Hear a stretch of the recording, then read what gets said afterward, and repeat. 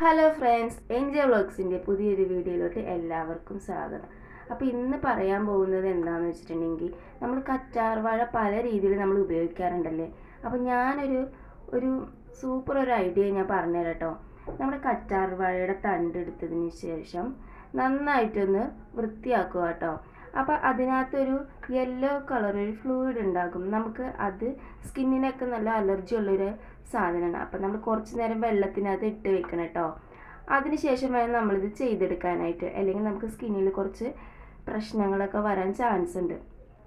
ഇപ്പോൾ കറ്റാർവാഴയുടെ ഒരു ഇത് കണ്ടില്ലേ, നല്ലൊരു ജെല്ലി ടൈപ്പാണ് കേട്ടോ.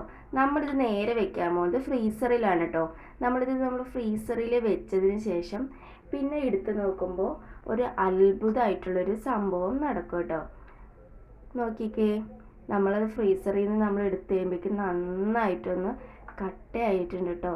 ഇനിയാണ് നമ്മളുടെ ഒരു അടിപൊളി ട്രിക്കാണ്. നമ്മളിതൊക്കെ നോക്ക്, ഒരു ഇങ്ങനെ കൊട്ടുമ്പോഴെല്ലാം നല്ലൊരു ഒച്ച കേൾക്കട്ടോ. ഒടിക്കാനൊന്നും പറ്റുന്നില്ല, അത്രയും നമ്മൾ കട്ടിയായിട്ടുണ്ട് കേട്ടോ. അപ്പം ഞാനെന്നു ജസ്റ്റ് നോക്കുകയാണ്, ഇങ്ങനെ താഴത്തൊക്കെ ഇട്ട് നോക്കുമ്പോൾ പൊട്ടുമോ ഇല്ലേന്ന്. പക്ഷെ പൊട്ടുന്നില്ല കേട്ടോ. അപ്പം നമ്മളിനി ഇത് ചെയ്യാൻ വേണ്ടി എന്താ പോണേന്ന് ചോദിച്ചിട്ടുണ്ടെങ്കിൽ, ഈ ഒരു കട്ടയായിരിക്കുന്ന സംഭവമില്ലേ, നമ്മളെന്തായാലും ഐസും കാര്യങ്ങളൊക്കെ നമ്മൾ ഫേസിലൊക്കെ വെക്കാറുണ്ട്. അപ്പോൾ ഈ ഐസിനേക്കാൾ കൂടുതലും നമുക്ക് എഫക്റ്റ് ചെയ്യുന്നത് കറ്റാർ വാഴയുടെ ഐസാണെങ്കിൽ അടിപൊളിയായിരിക്കും അല്ലേ. അപ്പം നമുക്ക് ഇതുപോലെ ചെയ്തെടുക്കുകയാണെങ്കിൽ പെട്ടെന്ന് തന്നെ അതിൻ്റെ തൊലിയൊക്കെ നമുക്ക് പൊളിച്ചെടുക്കാനും നമുക്ക് സിമ്പിളായിട്ട് പറ്റും കേട്ടോ.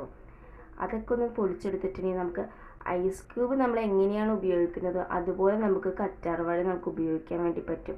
നമുക്ക് സിമ്പിളായിട്ട് തന്നെ യൂസ് ആക്കാനും പറ്റുന്ന രീതിയാണ് കേട്ടോ ഇത്. നിങ്ങളൊന്ന് കണ്ടു നോക്കിക്കേ, എന്ത് എളുപ്പത്തിലാണ് ഞാനത് കറ്റാർ വാഴ ഐസ് ക്യൂബായിട്ട് ഞാൻ ഉപയോഗിക്കുന്നത്. ഇതുപോലെ നിങ്ങൾ നൈറ്റ് ടൈമിലൊക്കെ നമുക്ക് ഉപയോഗിക്കുകയാണെങ്കിൽ നല്ലൊരു അടിപൊളി റിസൾട്ടായിരിക്കും കേട്ടോ കിട്ടുക. നൈറ്റ് ടൈമിലും മോർണിംഗ് ടൈമിലും നല്ലൊരു കൂളിംഗ് എഫക്റ്റും, അതുപോലെ തന്നെ നമ്മുടെ സ്കിന്നൊക്കെ ഒന്ന് സോഫ്റ്റ് ആവാനും ഗ്ലോ ആവാനൊക്കെ നല്ലത് തന്നെയാണ് കേട്ടോ കറ്റാർ വാഴ. അപ്പോൾ ഈ രീതിയിൽ നിങ്ങളിനി ഒന്ന് ഉപയോഗിച്ച് നോക്കട്ടോ. ഇഷ്ടപ്പെട്ടാൽ ഒന്ന് സപ്പോർട്ട് ചെയ്യണം. നിങ്ങൾ ആരെങ്കിലും ഈ രീതിയിൽ ഉപയോഗിച്ചിട്ടുണ്ടെങ്കിൽ ഒന്ന് കമൻറ്റ് ചെയ്യണം കേട്ടോ.